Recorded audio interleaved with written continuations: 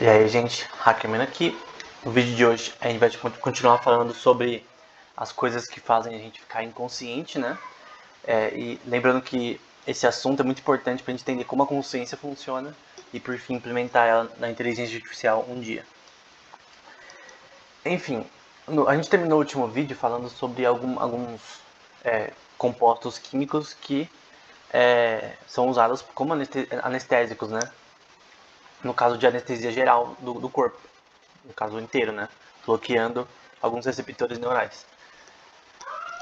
Só que a questão é que a pergunta, que é muito difícil de responder, né? É como que realmente esses compostos realmente alteram nosso cérebro de tal forma que faz a gente ficar inconsciente. Então, vai falar aí que a questão é como essas alterações funcionais que foram mencionadas anteriormente, essas daqui, né? E ele vai explicar também como elas funcionam mais ou menos. Como esses é, elementos químicos, né, distribuídos no nosso sistema biológico,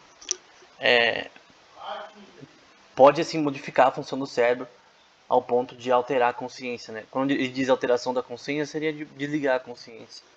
Então, como que, tipo, beleza, esses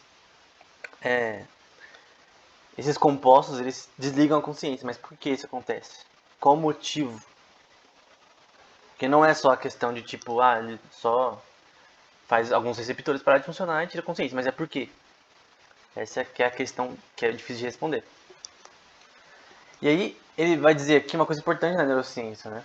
A neurociência ainda é uma área muito nova. Porque quando as pessoas começaram a estudar a mente, com a psicologia e tal, Freud e tal, é mais a parte comportamental do ser humano. Não tinha nada neurocientífico ainda. Então a neurociência ainda é uma coisa um pouco nova. Ele vai dizer aqui na parte em vermelho que o link, né, a conexão precisa entre a bioquímica e a anestesia induzida, que seria a anestesia hospitalar, né, para fazer cirurgias. Então, a coisa que relaciona a parte bioquímica, que os receptores param de funcionar, né, param de fazer o que eles têm que fazer, e a anestesia, o porquê que quando a gente usa esses compostos, a consciência é apagada por um tempo, é uma coisa que não dá para responder ainda. O porquê disso? Por que que essas partes específicas do cérebro, quando induzidas a esse estado bioquímico de os receptores pararem, a consciência para? Qual o motivo?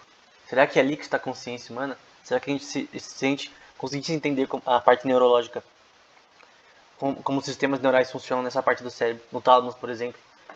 Será que a gente poderia entender mais como a consciência funciona? Então essa é a questão. Aí ele vai dizer que a depressão global relacionada à função cerebral seria o pensamento inicial, né, do mecanismo principal para a anestesia induzida, né, para perder a consciência. Baseado nessas observações, a redução de metabolismo cerebral por agentes anestéticos, né.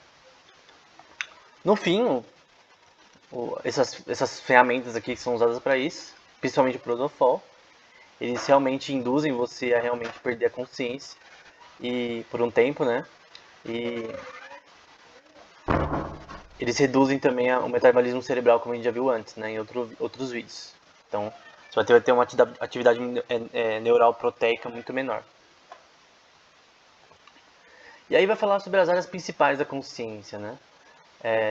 Como, por exemplo, vai falar o tálamos, que é uma parte importante relacionada à consciência. O cúneus, precúneus, que eu vou mostrar uma foto. O córtex, o córtex posterior, córtex é mais para a parte de cima do cérebro, né? E a parte frontoparietal dos córtices. Aqui eu vou mostrar uma foto da News Medical Life Science, do tálamos, né? Então o tálamos é essa área marcada em vermelho. E ali embaixo dá para ver algumas partes ali relacionadas ao brainstem, que ele também eles citam aqui.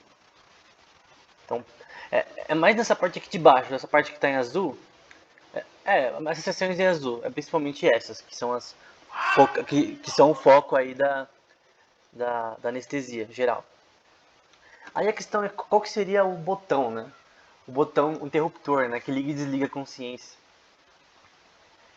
Então, eles vão dizer da possibilidade de uma hipótese, né? De que exista realmente um interruptor da consciência. Que poderia ser o GABA receptor, né? Aquela proteína que a gente viu antes, o NMDA. Poderia ser esses receptores que seriam o gatilho para fazer a consciência parar por um tempo.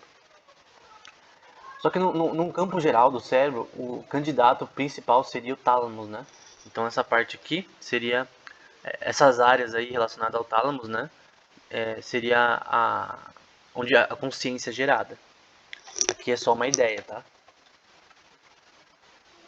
Ou mais precisamente a conectividade tálamo-cortical, que provavelmente ele vai falar de outras áreas relacionadas ao tálamo que está em vermelho no cérebro, né?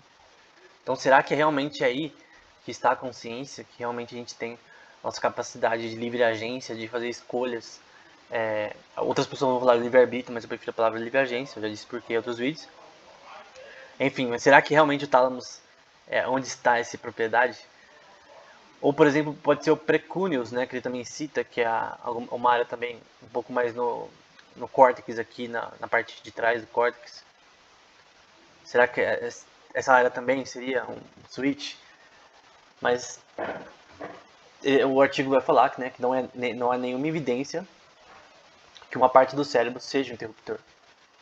Então, ele vai dizer que a hipótese de uma única ou área específica que é um gatilho para a consciência não tem dados suficientes para provar isso, né? Então ninguém pode dizer que o tálamo tem a consciência. Você vê isso daí na mídia, enfim, não é verdade. São áreas específicas do cérebro. É claro que, tipo, você pode falar, não, mas todo o cérebro ele precisa para a consciência funcionar. Se você tira parte do cérebro, a consciência não funciona. Não. Se você tira parte do cérebro, o cérebro continua funcionando. Mas tem partes específicas que você tirar, acabou. Você não consegue ter consciência. Nesse caso aí, a parte do Information Integration Theory, que é uma teoria sobre a consciência, né? Uma teoria neurocientífica, uma das primeiras aí relacionada à consciência. Um dos principais caras que falaram sobre esse assunto foi o Christopher Koch, por exemplo. Só que esse assunto é o próximo vídeo. No próximo vídeo a gente vai ver como funciona a Information Theory, né? Só vou dar uma passada bem simples. Enfim, era isso. Até o próximo vídeo.